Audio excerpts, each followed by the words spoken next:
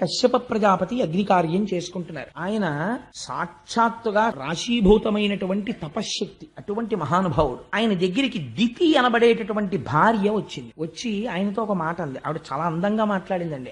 ఆవిడ మామూలుగా మాట్లాడలేదు. ఆవిడంది, నా మీద మన్మధుడు బాణప్రయోగం చేశాడు. నేను ఆ బాణప్రయోగపు తాకిడికి నేను తట్టుకోలేక నిలువెల్లా కదిలిపోతున్నాను. నీవు నా భర్తవి, అందుచేత నువ్వు నన్ను అనుగ్రహించి నాలో కలిగినటువంటి ఈ కామావేశమునకు ఉపశాంతిని కల్పించు అని చెప్తూ ఆవిడ ఒక మాట చెప్పింది. నేను ఇలా అడగడం వెనకాతల ఒక రహస్యం ఉంది. ఏమిటి అన్నాడు కశ్యపుడే. ఆవిడంది, 13 మంది భార్యలు ఉన్నారు నీకు, మేమందరం ఏకగర్భ సంజాతలం, ఒక తల్లి పిల్లలం. 13 మందిని ప్రజాపతి నీకు ఇచ్చి పెళ్లి చేశాడు. అందులో 12 మందికి సంతానం కలిగారు. ఇంకా నాకు సంతానం కలగలేదు. సాధారణంగా భార్యాభర్తల యొక్క అనుబంధంలో ఒక గొప్ప సిద్ధాంతం ఉంది, ఆత్మావై పుత్రనామాసి. భర్త అపురూపముగా ఇచ్చేటటువంటి కానుక భార్యకు ఏది? తానే తన భార్య కడుపున మళ్ళీ ఉదయిస్తాడు. కాబట్టి ఏమైంది? నేను నీ తేజస్సుని నా యందు ప్రవేశపెట్టమని అడుగుతున్నాను. ధర్మమునకు లోపం ఎక్కడుంది? నాకు సంతానమును కటాక్షి. ఆయన అన్నాడు, నీ వంటి భార్య దొరకడం నాకు చాలా సంతోషం. కానీ దితి, ఒక్క మాట చెప్తాను విను.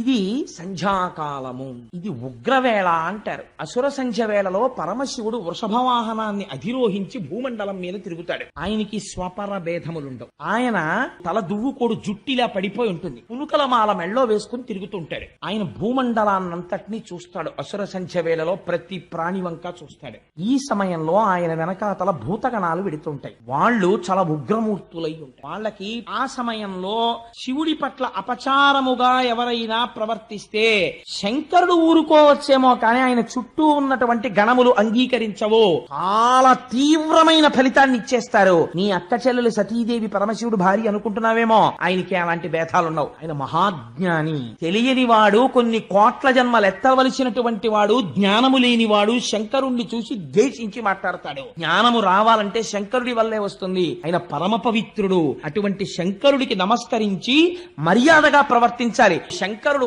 వృషభవాహనారూఢుడై వెడుతుంటే భార్యాభర్తలు సంగమిస్తే ఆయన ఆగ్రహానికి కారణం అవుతుంది. అందుచేత మంచిది కాదు. అందుచేత కొంతసేపు తాళు, ఒక ముహూర్త కాలం వేచి ఉండు. నీకు కలిగినటువంటి కోరికని భర్తగా నేను తీరుస్తాను అంటే ఆవిడికి అటువంటి బుద్ధి కలిగింది.